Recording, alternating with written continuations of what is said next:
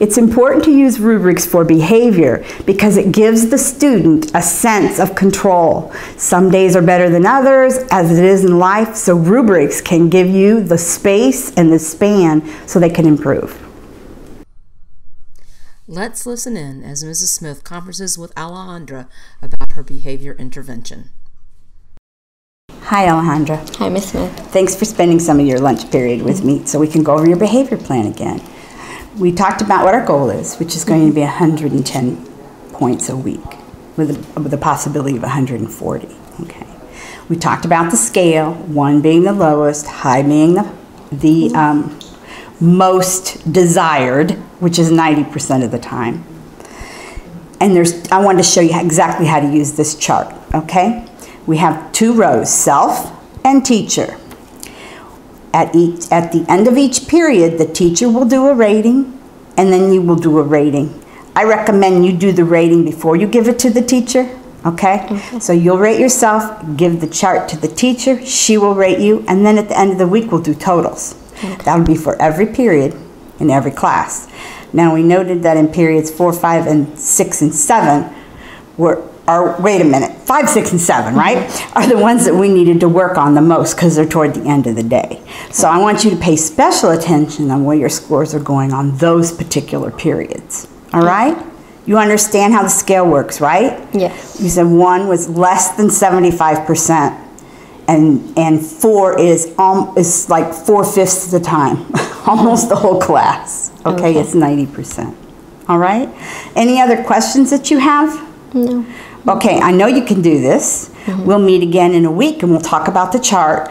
Oh, one more thing. I need for you to take this home to your parents and have them sign it. I want them to know how we're working on you getting less referrals by being more respectful. Okay. Okay? Okay, perfect. All right, Alejandra. See you in a week or so. Okay.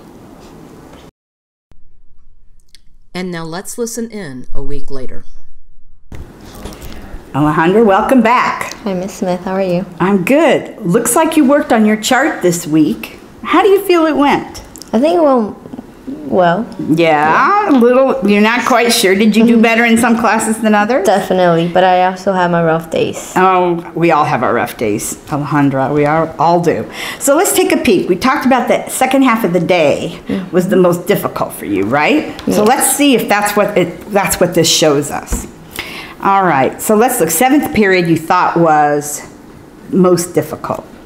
So you rated yourself lower in most cases than the teacher did. Yeah. So let's do an example here. So say for on Monday you gave yourself a 2, which is, between 70 and 79%, but the teacher gave you a 3. So she thought you were respectful for more of the class than you did. Okay.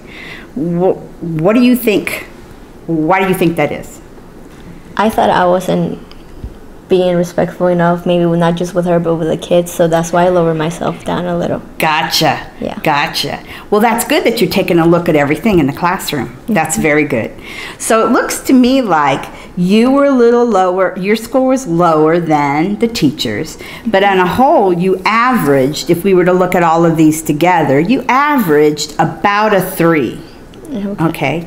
So our goal was 110 points. You made the 110 points, but we want to bump it up from the 3 to the 4 to, we don't have to do this anymore. Okay? So we know your average is about a 3. We know which classes that you didn't do as well in, right? So what I want you to do next week is to especially look at those classes. All right? Okay. And we're going to target in and see why we can't move from a 3 to a 4. Okay? Okay, I'll work on that. All right. See you next week. Bye. Bye.